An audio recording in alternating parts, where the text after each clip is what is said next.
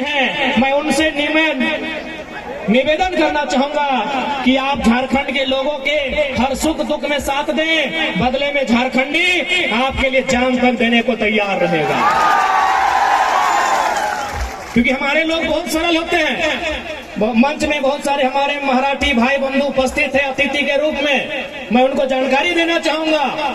झारखंड में भी महाराष्ट्र के लोग रहते हैं, ऐसा बात नहीं है कि नहीं रहते हैं, लेकिन मैं आपको आंकड़ा दूंगा। झारखंड में जितने भी मराठी लोग रहते हैं अधिकारी के रूप में रहते हैं। हमारे यहाँ हमारे लोग जो आपके यहाँ रहते हैं मजदूर के रूप में रहते हैं। हम भोले भाले लोग हैं।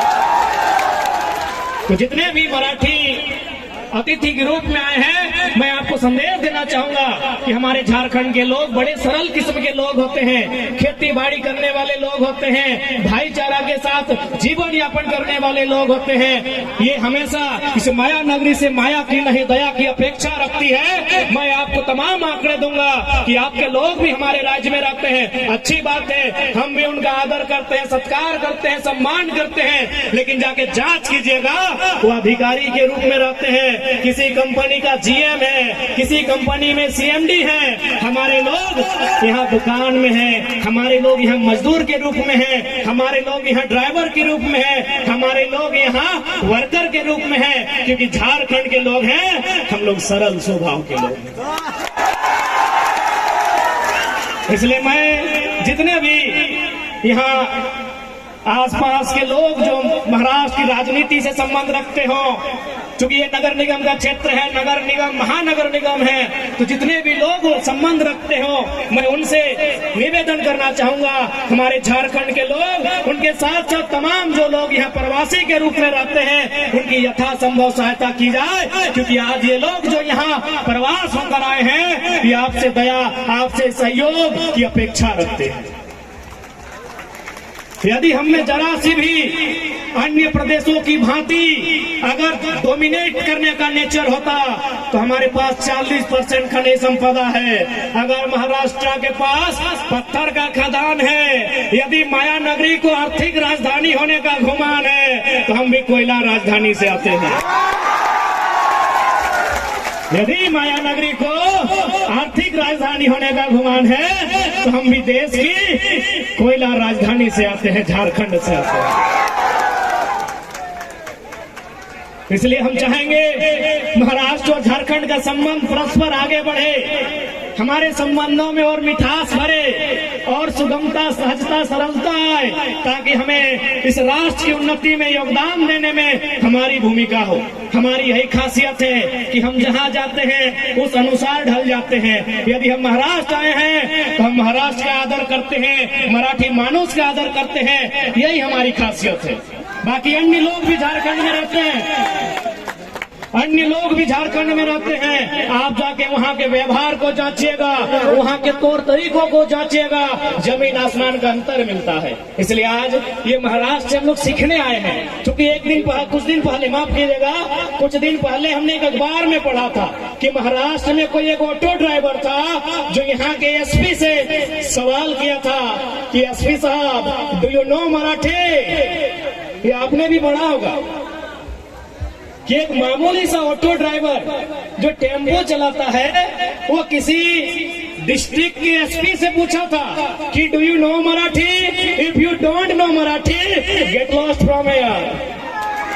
तो हम ये साहस लेने आए हैं महाराष्ट्र से, ये हिम्मत लेने आए हैं महाराष्ट्र से कि आपके यहाँ एक ऑटो ड्राइवर एसपी से आंख दिखा के बात करता है, सड़क में फुटपाथ में चलने वाला एक मामूली मराठी यहाँ आला अधिकारियों से आंख दिखा के बात करता है। लेकिन हमारे झारखंड में अरे स्टार वाले तो छोड़िए, एक वर्दीधारी देखे तो उनका हालत खराब हो जाता है। इसलिए इस मिट्टी से हम लोग हिम्मत लेने आए हैं कि भाई यहाँ की मिट्टी में क्या खासियत है कि यहाँ इस प्रकार की विधि व्यवस्थाएं हैं, यहाँ इस प्रकार से उन्नति का अवसर मिलता है। हमारा झारखंड 40% खनिज संपदा देता है। धनबाद में अगर कोयला है तो खोडरमा में अभ्रक है, तो गिरिडीह में बेशकीमती लकड़ियां हैं, तो पत्थर हैं, तो कहीं लोहा, तो कहीं तांबा, तो कहीं यूरेनियम, तो कहीं थोरियम, तो कहीं लिथियम, तो कहीं मीथेन का गैस है।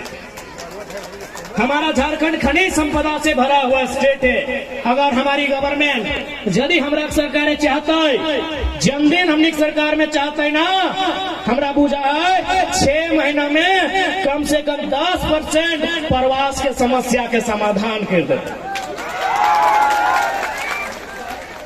आंकड़ों के मुताबिक रांची में लगभग 13,000, धनबाद में 8,000, बोकारो ईस्ट सिंहभूम में 6,000 फैक्ट्री है। लगभग कुल मिलाकर बड़े छोटे जो मैन्युफैक्चरिंग कंपनियां हैं झारखंड में लगभग 55 से 60,000 के आसपास है। आप गुना करके देखिए, अगर एक कंपनी में 100 लोगों को भी रखा जाए तो 60,000 कंपनियों में कितने लोगों का जगह बन सकता है? लगभग 60 लाख। 60,000 में अगर 2 जीरो डालेंगे तो 6 लाख और 1 जीरो तो सीधे 60 लाख। मजदूरों की संख्या कितनी है प्रवासी? 12 लाख। समाधान है कि नहीं है? लेकिन पॉलिसी नहीं है, नीति नहीं है हमारे पास। हम यहाँ आके मिले, हमारे भाइयों ने बताया कि हम ड्राइविंग करते हैं। अरे भाई ठीक है, आप ड्राइविंग करते हैं तो हमारे झारखंड में लगभग 7 लाख किलोमीटर तक सड़कों का जाल बिछा है। हमें ड्राइविंग का अवसर झारखंड की सड़कों में दिया जाए। हमने थोड़ी कहा कि हमें ड्राइविंग का हुनर है तो हमारे हाथों में डॉक्टर वाला छुरी दे दीजिए, किडनी की जगह गुर्दा निकाल लेंगे। हमने ये थोड़ी कहा कि हमें इंजीनियर का काम दे दीजिए। हमने थोड़ी कहा, हमें जो टैलेंट होगा, यदि हम मैक्सिमम लोग ड्राइविंग ही जानते हैं और हमारी नियति में, हमारी इस जनरेशन को ड्राइविंग ही करना नियति में है, तो झारखंड में 7 लाख किलोमीटर तक सड़कें हैं। आप वहां अवसर दीजिए, कम से कम 200 किलोमीटर का वहां दूरी होगा, 2000 किलोमीटर की दूरी तय नहीं करना होगा। तो आखिर हमारी इस पीड़ा की, हमारी इस वेदना, हमारी इस तकलीफ का अनुभव कौन करेगा? इसलिए आज जितने भी प्रवासी हैं, मैं मानता हूं यहाँ जितने लोग आए हैं, आप भी नहीं चाहते होंगे कि हमारे जो आने वाली पीढ़ी हो वो प्रवास का दर्द झेले। मैं मानता हूं और इस बात में सच्चाई भी है। लेकिन आज कहीं ना कहीं, चूंकि इसी मन से मैंने देखा जो वक्ता थे कि इन्होंने, किसी ने अपने रब को याद किया, किसी ने भगवान को याद किया, किसी ने खुदा को याद किया। चूंकि मैं मजदूरों के लिए आया हूं, मैं रोटी की बात करूंगा। मजदूरों का सबसे बड़ा धर्म रोटी का होता है। तब वो संबंध नहीं रखता है कि आप किस धर्म की मान्यता रखते हैं, आप किस धर्म के प्रति आस्था रखते हैं। एक मजदूर का जो धर्म होता है वो रोटी का होता है। मैं मजदूरों के बीच आया हूं तो मैं रोटी की बात करूंगा। क्योंकि भारत एक संवैधानिक देश है, ये नियम कानूनों का देश है, ये देश कानूनों से चलता है और कानून के रखवाले हमारे सांसद होते हैं, कानून के रखवाले हमारे विधायक होते हैं। हाँ, तो आपको राजनीति को भी समझना होगा, आपको रोटी के साथ साथ राजनीति को समझना होगा। क्योंकि देश के 5वें प्रधानमंत्री माननीय चौधरी चरण सिंह ने एक लाइन कहा था कि अरे ओ किसानों, एक नजर रखो खेत खलियान पे और दूसरी नजर रखो लाल किला के मचान पे। ये मेरा कहना नहीं है मेरे भाइयों, ये लाइन मैं नहीं कह रहा हूं। इस देश के 5वें प्रधानमंत्री, किसानों के मसीहा, किसानों के प्रधानमंत्री माननीय चौधरी चरण सिंह ने कहा था कि एक नजर रखना खेत खलियान पे, कि एक नजर रखना खेत खलियान पे और दूसरी नजर रखना लाल किला के मचान पे। इसलिए लाल किला का मचान यानी राजनीति से है, लाल किला का मचान यानी पॉलिटिक्स से है। आपने लाल किला के मचान पे नजर नहीं रखा, क्योंकि आप अपने रोजमर्रा की जिंदगी में इतना व्यस्त हो गए कि आपने जो राजनीति का मचान कहा जा रहा है, जिसे लाल मचान कहा के संबोधन किया गया है, आपकी नजर वहां नहीं रही। इसलिए मैं आपसे कहना चाहूंगा, आज मजदूरों की बात, मजदूरों की पीड़ा राजधानी के साथ साथ देश की राजधानी दिल्ली तक में जाना चाहिए। लेकिन वहां तभी जाएगा जब आपके बीच के नेतृत्वकर्ता वहां तक जाएंगे। आप बताइए, अडानी अंबानी के नेतृत्वकर्ता जाएंगे तो हमारी बात रखेंगे? इसीलिए तो सरकार लेकर आई थी 3 गो कृषि कानून। चूंकि कानून बनने से पहले अडानी साहब का गोदान बन गया था, तो एक जनता जानती है कि वो कृषि कानून किसके लिए था। चूंकि हमारे लोग वहां नहीं है मेरे साथियों, इसलिए आज जितने भी मजदूर तबके के लोग हैं, किसान वर्ग से संबंधित लोग हैं, मैं आपसे निवेदन करना चाहूंगा, आज जिस पीड़ा का अनुभव हम कर रहे हैं, जिस पीड़ा के कारण आज प्रवास की यात्रा को हमने तय किया है, यह प्रवास की यात्रा भविष्य में हमारी आने वाली पीढ़ियों को तय ना करना पड़े, इसलिए आज हमें लाल किला के मचान में लाल नजर रखनी होगी। लाल नजर यानी गुस्सा से राग करे, लाल नजर यानी राग। अशोक महतो जी, लाल नजर, लाल किला के मचान में लाल नजर हवा, ठीक ना खुशिदा? लाल नजर यानी गुस्सा के तोहनी गुस्सा नहीं कर रहा।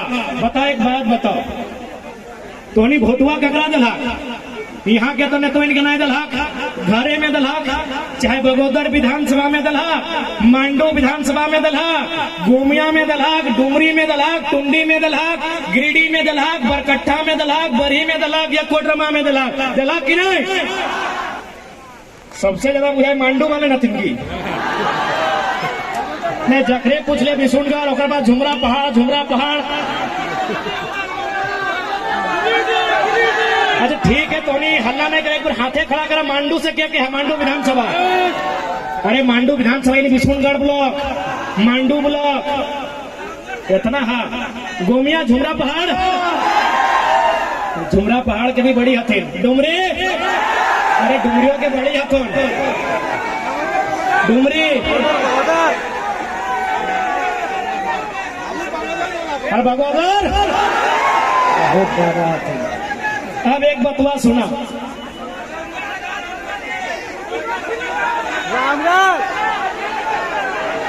अच्छा ठीक है, बाकी गिला बीच में पूछ लो भाई। अब एक बात, अच्छा टुंडी से कह बारे हम जाना है, बड़ी कम आती टुंडी हमारे चतरा से। हाँ